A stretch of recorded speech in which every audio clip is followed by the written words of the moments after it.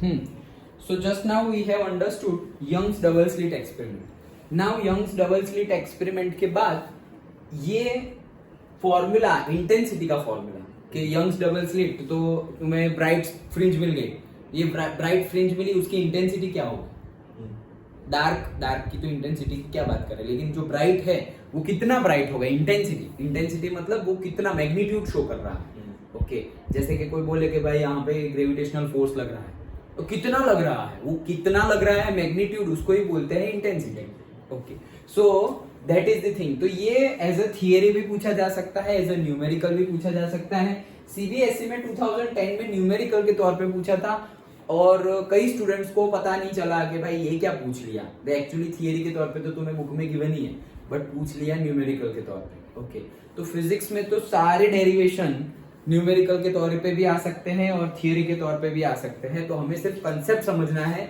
Okay, अब तो जैसे कि स्टूडेंट का लेवल भी अच्छा खासा हो गया है, पहले जैसा नहीं है कि भाई इतना करो तो इतना ही करो, मतलब थोड़ा बहुत, भले ही तुम अगर सिलेक्टिव पढ़ाई भी कर रहे हो, जो लोग सिलेक्टिव पढ़ाई कर रहे हैं उनकी बात कर रहे हैं, क्योंकि उनका मोटो कुछ ज्यादा कुछ होता ही नहीं है, बस पास हो जाओ वैसा होता है। ओके, क्योंकि उनका लेवल भी वैसे होता है, पता नहीं बाय फोर्स पेरेंट्स ने साइंस दिलवा दिया हो या whatever may be the reason, तो और उनका आगे भी फिर ज्यादा कुछ होता नहीं है। ओके, सिर्फ क्लियर करना है, तो क्लियर करने के लिए वो सिलेक्टिव पढ़ते हैं, और सिलेक्टिव पढ़ने के लिए फिर ऐसे समझे बिना ये पढ़ लेना है, तो पता ही नहीं, यंग्स डबल स्लिट पता नहीं, कंस्ट्रक्टिव डिस्ट्रक्टिव सुपरपोजिशन पता नहीं, डायरेक्टली ये प्रूव कर रहे, अरे ये पूछा जाएगा लिख लो। ओके, तो रट्टा मार लिया और कर दिया, लेकिन फिर इसी को अलग तरीके से पूछा तो ये क्या होगा, आता था फिर भी नहीं लिखा। ओके, तो that should not be there. हमारे केस में तो ऐसा है ही नहीं, क्योंकि हम तो सब कुछ ही पढ़ने वाले हैं और पढ़ रहे हैं। तो ये सीबीएसई 2010 में पूछा गया था, जीएसईबी बोर्ड में भी पूछा गया है ये क्वेश्चन। तो देखते हैं, देखो क्या पूछा गया है, यहाँ एज अ न्यूमेरिकल लिखा हुआ है ये सब। Show that superposition of the waves originating from the two coherent sources S1 and S2, मतलब सुपरपोजिशन हमें देखना है वेव्स का, कौन सा, कंस्ट्रक्टिव ऑल्सो डिस्ट्रक्टिव ऑल्सो, लेकिन हम जो भी गिवन होगा उसके हिसाब से देखेंगे। To coherent sources S1 and S2, तो वही यंग्स डबल स्लिट एक्सपेरिमेंट आ गया, S1 and S2 having displacement y1 is equals to this, मतलब ये जो सोर्स 1 है उसका इक्वेशन क्या है, y1, डिस्प्लेसमेंट कितना है इसमें, y1 is equals to a cos omega t, ये है फर्स्ट का, और सेकंड के लिए है y2 is equals to a cos omega t plus 5। Okay, ये दूसरे का है, दो वेव है ना, तो पहले वेव का वो इक्वेशन है, दूसरे वेव का ये इक्वेशन है। ओके, और फिर बोला है at a point produce a resultant velocity, मतलब ये दोनों क्या करेंगे, सुपर इम्पोज्ड हो जाएंगे, एक दूसरे के साथ एडिशन हो जाएगा उनका, तो इंटेंसिटी का फॉर्मूला ये बनेगा। इंटेंसिटी का फॉर्मूला क्या, ये हमें प्रूव करना है। इंटेंसिटी का फॉर्मूला क्या बनेगा, 4a² cos² 5/2, इंटेंसिटी का ये फॉर्मूला बनेगा, प्रूव करो ऐसे। Hence right the conditions for the appearance of the dark and bright fringes, तो फिर हमें वो कंडीशन भी लिखनी है। तो सिंपल है, ओके, बहुत ही सिंपल है, सिंपल मैथमेटिक्स स्टेप्स है, ना कि 11-12 का मैथ्स भी है, सिंपल जो हम 9-10 में मैथ्स में करते थे वैसा ही है। ओके, समझो, देखो पहला इक्वेशन है y1 is equals to a cos omega t। Okay, तो ये पहले वेव को ये शो कर रहा है y1 इज इक्वल्स टू से a cos ओमेगा t, और दूसरे वेव्स का इक्वेशन है y2 is equals to a cos omega t plus 5, क्योंकि वेव्स हो तो उसको हम साइन या cos फंक्शन में लिखते हैं, तो हमने लिखा हुआ है cos फंक्शन में। अब याद करो, हमने ये सब कुछ डिस्कस कर लिया है कि अगर साइन और cos में हमने वेव को डिफाइन किया हुआ है, तो जो साइन और cos फंक्शन है उसके आगे जो भी वैल्यू हो, जो भी वैल्यू, वही होता है उसका एम्पलीट्यूड। याद आया? ओके, तो फर्स्ट वाला जो वेव है उसका एम्पलीट्यूड क्या है, a, और सेकंड वाला जो वेव है उसका भी सेम ही एम्पलीट्यूड है। ये एम्पलीट्यूड था क्या, याद करो, एम्पलीट्यूड तो सिर्फ हमारा वो जो y डायरेक्शन में डिस्प्लेसमेंट होता था वही शो करता था, जैसे ये मेन पोजीशन है ऐसे, तो यही है एम्पलीट्यूड। डन। जो क्रेस्ट की पोजीशन होती थी या ट्रफ की पोजीशन होती थी सेम ही होगी, एक प्लस में और एक माइनस में, वही होता था एम्पलीट्यूड। ओके, तो वो एम्पलीट्यूड शो कर रहा है, तो पहले का भी एम्पलीट्यूड सेम है और दूसरे का भी एम्पलीट्यूड सेम है, ए और ए। अच्छा, इंटेंसिटी कब मिलती थी, तो याद रखना कि अगर तुम एम्पलीट्यूड का स्क्वायर कर दोगे तो तुम्हें इंटेंसिटी मिल जाएगी। ओके, सिंपली जो भी एम्पलीट्यूड हो, जो भी, उसका स्क्वायर कर देना है। ओके, सो हमारा अगर ए मिला है एम्पलीट्यूड पहले वाले वेव का, उसका स्क्वायर हो जाएगा ए स्क्वायर, तो वो हो गई हमारी इंटेंसिटी ऑफ वेव 1।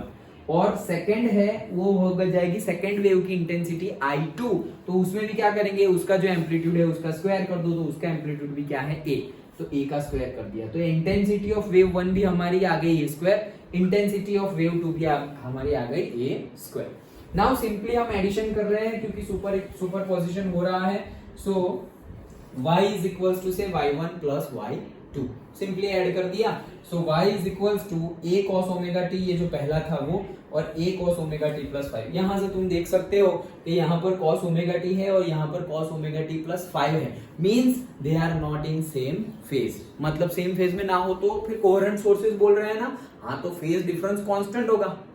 ओके, क्योंकि कोहेरेंट सोर्सेज बोला है ना, और कोहेरेंट सोर्सेज के लिए क्या है, frequency, wavelength and phase same होना चाहिए, और अगर फेज सेम ना भी हो तो फेज डिफरेंस जो भी होगा वो कांस्टेंट रहना चाहिए। ऐसा नहीं कि अभी पाई है और फिर थोड़ी देर बाद पाई बाई 3 हो गया, पाई बाई 6 हो गया, 180 पाई हो गया, 2 पाई हो गया, 3 पाई बाई 2, व्हाटएवर, लेकिन कांस्टेंट रहना चाहिए। तो यहाँ पर कांस्टेंट कितना है, से ओमेगा टी प्लस 5 जितना, 5 कोई भी एंगल हो सकता है ना, ये तो एंगल है 5, तो 5 कोई भी एंगल हो सकता है, 30, 60, 90, 180 जितना भी हो, लेकिन वो कांस्टेंट रहेगा, that's why they are coherent sources. Okay, तो वो हम देख सकते हैं। नाउ यहाँ पर सिंपल मैथमेटिकल फॉर्मूला लगाते हैं, कौन सा, ट्रिग्नोमेट्री का, cos omega t plus 5। Okay, so cos omega t मतलब cos c प्लस d और cos a प्लस b वाला फॉर्मूला।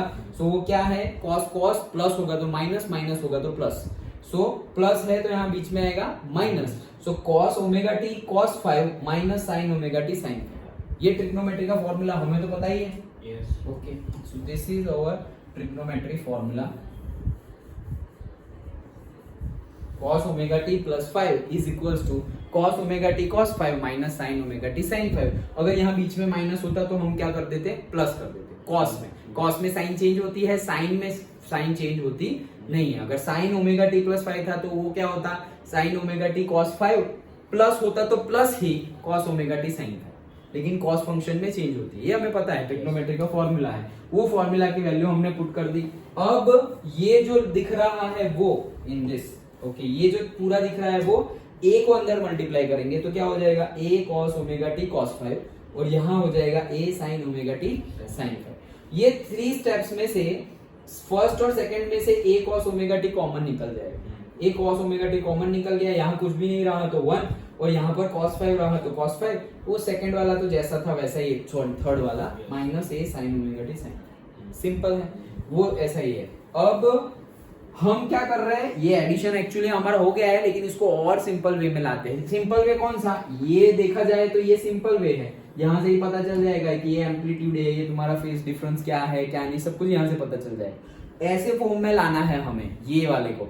तो वैसे फॉर्म में लाते हैं। देखो यहाँ पर जो हमारा एम्पलीट्यूड है वो क्या है, कॉन्स्टेंट, ए है, और वो क्या है, कॉन्स्टेंट, एम्पलीट्यूड कॉन्स्टेंट है, 1 तो ऑलरेडी कॉन्स्टेंट है ही, और दूसरा है हमारा cos 5, मतलब 5 है, कोई कॉस फंक्शन है कोई एंगल का, तो वो हमने देखा कि फेस डिफरेंस तो कांस्टेंट ही होगा, तो ये तीनों के तीनों वैल्यू कांस्टेंट है, तो उसको एक हम नया कांस्टेंट दे देते नाम, जैसे कि 3 कांस्टेंट को इकट्ठा कर लो और उसके बेस पे कोई एक कांस्टेंट दे दो, तो इसके ये तीनों मतलब एक्चुअली 2 ही हुए, 1 प्लस cos 5 एक और दूसरा एक, उनको मल्टीप्लाई कर लेंगे तो एक हमने कांस्टेंट ले लिया, कौन सा, a cos थीटा, मतलब a small a 1 plus cos 5 की जगह अब हम सिंपली क्या लिख देंगे, a cos थीटा लिख सकते हैं, क्योंकि यहाँ पर भी a हमने कांस्टेंट ले लिया, थीटा भी कांस्टेंट ले लिया, ये लिख सकते हैं। अब सेकंड, तो सेकंड कैसे लिखेंगे, सेकंड के लिए हम लिख सकते हैं क्या कि हमारे पास क्या है, यहाँ पर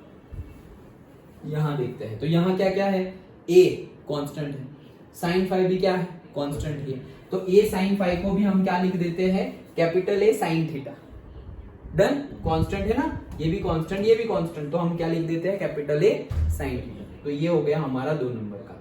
नाउ अब तो सिंपली हमें ये जो वैल्यू है वो यहाँ पे पुट करनी है, तो ये वैल्यू यही पुट कर दे तो क्या होगा, y इज इक्वल्स टू, अब यहाँ पे क्या क्या है, a cos ओमेगा t और 1 प्लस cos 5, तो ये a और 1 प्लस cos 5 की जगह क्या आ जाएगा, ए कॉस थीटा, उसकी बदले ये आ जाएगा। तो यहाँ पे क्या आ गया, ए कॉस थीटा, और कॉस ओमेगा टी तो था ही, वो तो है ही कॉस ओमेगा टी। यहाँ पर माइनस, फिर वापस ए और साइन 5 की जगह आ जाएगा हमारा ए साइन थीटा, और साइन ओमेगा टी तो है ही sine omega t. Yes, done. तो वो सिंपली हमने वैल्यू पुट कर दी, तो हमें देखने को मिल रहा है क्या, कि अगर ए कॉमन निकाल ले तो ये वापस वैसा ही फंक्शन, ट्रिग्नोमेट्री का फंक्शन बना, cos omega t cos theta minus sign omega T sine theta, मतलब यहाँ माइनस है तो फॉर्मूला में प्लस आएगा, तो ये प्लस कर दिया हमने, कैपिटल ए बाहर निकल गया है, तो cos omega t plus theta ये हमारा मिल गया। तो y हमें अब सिंपल फॉर्म में मिल गया है, y is equal to a cos omega t plus theta. Done. अब हमें तो इंटेंसिटी निकालनी है, तो इंटेंसिटी तो हमें पता है एम्पलीट्यूड का स्क्वायर, तो ये जो हमारा फंक्शन है दोनों का एडिशन, ये y कौन सा है, सुपरपोजिशन वाला y है, वो ये इंडिविजुअल था, इंडिविजुअल सोर्स 1 का इक्वेशन, इंडिविजुअल सोर्स 2 का इक्वेशन, और ये जो y है वो किसका इक्वेशन है, दोनों का एडिशन हो गया है उसके बाद वाला इक्वेशन है। तो वो इक्वेशन में जो फंक्शन के आगे होगा वही हमारा एम्पलीट्यूड होगा, तो हमारा एम्पलीट्यूड है। और इंटेंसिटी कैसे मिलेगी, एम्पलीट्यूड का स्क्वायर करके, तो a square is equals to I. अब किसी भी तरह से अगर हम a स्क्वायर की वैल्यू निकाल ले तो हमें मिल जाएगा हमारा ये फॉर्मूला जो हमें प्रूव करना है। ओके, तो a स्क्वायर की वैल्यू निकालते हैं। तो हम क्या कर रहे हैं, ये जो हमारा फर्स्ट इक्वेशन जिसको हमने नाम दिया है उसका स्क्वायर करते हैं, तो ये क्या हो जाएगा, a square cos square theta हो जाएगा। और ये सेकंड इक्वेशन जो नाम दिया है उसका भी स्क्वायर करते हैं, तो ये हो जाएगा a square sin square theta. दोनों को ऐड कर दो, दोनों को ऐड कर देंगे तो क्या हो जाएगा, a square sin square theta plus a square cos square theta, उसमें से a square common, sin square theta cos square theta, वो तो 1 हो जाएगा। तो वहां पे RHS में सिर्फ क्या रहा, a स्क्वायर। डन। तो a स्क्वायर RHS में रहा, LHS में क्या होगा, तो LHS में इसका स्क्वायर हो जाएगा। ओके, तो से a स्क्वायर और ये पूरा 1 plus cos 5 to the whole square, और यहाँ पर a sin 5 to the whole square, मतलब a square sin square 5, a square sin square 5, यहाँ पे a स्क्वायर हो गया। ओके, ये तो पूरा a स्क्वायर हो गया, हटाओ इससे। अच्छा, अब ये a square is equal to, यहाँ जो a स्क्वायर बचा वो ये रहा, और अभी इसको सिंप्लीफाई कर रहे हैं, तो ये दोनों में से स्मॉल a स्क्वायर बाहर, स्मॉल a स्क्वायर बाहर। इसको a plus b to the whole square वाला फॉर्मूला से निकालो। So 1 plus cos square 5 plus 2 cos 5, 1 plus cos square 5 plus 2 cos 5। Done. a plus b to the whole square, a square लिख दे, a plus b to the whole square, तो हमें पता ही है, तो 8th क्लास का फॉर्मूला है a square plus b square plus 2ab। Done. तो वो लिख दिया हमने, कहाँ गया, ये रहा, a square plus b square plus 2ab। और क्या बाकी रहा, और है sin स्क्वायर 5, a स्क्वायर तो निकल गया है, तो sin स्क्वायर 5, तो sin स्क्वायर 5। अगेन ये cos स्क्वायर 5 sin स्क्वायर 5 क्या हो गया, 1, वो 1 और ये 1 क्या हो गया, 2। तो अंदर क्या आ गया, a स्क्वायर 2 प्लस 2 cos 5, तो ये रहा हमारा a स्क्वायर 2 प्लस 2 cos 5 आ गया। यहां तक का डन। ओके, अब यहाँ पर वापस हम एक और फॉर्मूला यूज करेंगे, जो लिखना रह गया, कौन सा, cos 2 थीटा वाला फॉर्मूला, ये तो समझ गए यहाँ तक। अभी उसके आगे हम यहाँ करते हैं, देखो अब क्या होगा, दोनों में से 2 भी कॉमन निकाल लो, तो हो जाएगा a square is equals to small a square into 2, और ब्रैकेट में हो जाएगा 1 प्लस cos 5। डन। ओके, अब हमारे पास फॉर्मूला है किस चीज का, cos 2 theta, cos 2 theta is equals to 2 cos square theta minus 1, ये फॉर्मूला है। ओके, सो ये 1 को इधर ले जाओ तो क्या हो जाएगा, 1 plus cos 2 theta. Done. 1 plus cos 2 theta is equals to क्या हो जाएगा, 2 cos स्क्वायर थीटा। डन। तो कहाँ गए हम, ये रहे, हाँ। सो हमारे पास फॉर्मूला है किस चीज का, cos 2 थीटा ना, हाँ देखो, तो ये हमारे पास है 1 प्लस cos 5, ऐसा है। ओके, तो 1 प्लस cos 5, ये 5 है ऐसा समझिए, 1 प्लस cos 5, तो 5 इज इक्वल टू 2 थीटा है, यहाँ 2 थीटा है तो अंदर थीटा आएगा, मतलब इसका आधा हो जाएगा, तो हमारा 5 है तो आधा 5/2 हो जाएगा। तो ये जैसा है वैसा ही लिखता हूँ, capital A square is equals to 2 small a square, और ये पूरे की जगह 1 प्लस cos 5, तो 1 प्लस cos 5 की जगह हम लिखते हैं क्या, 2 cos का स्क्वायर, और एंगल आधा हो गया तो 5/2। तो देखो ये 2 2 4 हो गया, 4a स्क्वायर कॉस स्क्वायर 5/2। तो ये आ गया हमारा फॉर्मूला, ये जो डिराइव कर रहे हैं। डन। तो ये हो गया हमारा 4i intensity i is equals to से 4a square cos square 5/2। Simple है। तो जब भी दो क्रेस्ट एक दूसरे के साथ एडिशन होंगे तब जो ब्राइट फ्रिंज मिलेगा, ओके, वो ब्राइट फ्रिंज की इंटेंसिटी कितनी होगी, 4a स्क्वायर कॉस स्क्वायर 5/2। और जब एक क्रेस्ट और एक ट्रफ मिलेगा, यही दो वेव्स की बात कर रहे हैं, यही दो वेव्स में सपोज y1 का ट्रफ और y2 का क्रेस्ट वो लोग मिलेंगे तो क्या प्रोड्यूस होगा, डार्क फ्रिंज। तो डार्क की तो क्या इंटेंसिटी। डन। ओके, ब्राइट कितना ब्राइट वो बोलेंगे, डार्क कितना डार्क मतलब क्या, अरे डार्क मतलब अंधेरा बस। अभी ऐसा नहीं कि थोड़ा थोड़ा अंधेरा था, ये थोड़ा थोड़ा नहीं, फुल अंधेरा। डन। ओके, सो ये ब्राइट फ्रिंज की इंटेंसिटी कितनी होगी वो हमने प्रूव कर दी, 4a square cos square 5/2। Simple है। तो ये 2 मार्क्स 3 मार्क्स में पूछा जाता है, ये भी इंपॉर्टेंट है। और आगे भी पूछा जाता है, मतलब पूछा नहीं जाता, आगे की थियरी में भी यूज होता है। ओके, जहां पर भी इंटेंसिटी आएगी वहां पर ये आ जाएगा इक्वेशन, तो वहां पर तो हम डायरेक्टली लेके आ जाएंगे 4a स्क्वायर कॉस स्क्वायर 5/2। ये कहां से आया, ये डिराइव किया हमने। डन। ओके, सिंपल था, राइट। That's it.